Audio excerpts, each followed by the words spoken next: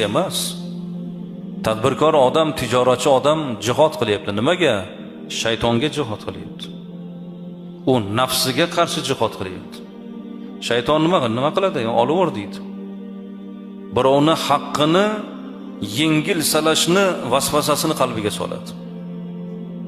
Shayton aytar ekan, agar men bandani bir ishga yo'llay olsam, ko'ndira olsam, uni boshqa amaliga qaramayman der ekan. Ya'ni haromga yo'llay olsam, uni ibodatiga, namozu ro'zasiga ham qaramayman. Yeri ko'kni ibodatga to'ldirib yormaydimi? Foydasi yo'q der ekan. Chunki kasbi korida halol haromga e'tibor bermasa, o'sha topgan puliga hajga boradimi? Shu topgan puliga ro'zg'or qilib saharlik, iftorlik qiladimi ro'zada? Shu topgan puliga umraga bormoqchi bo'ladimi?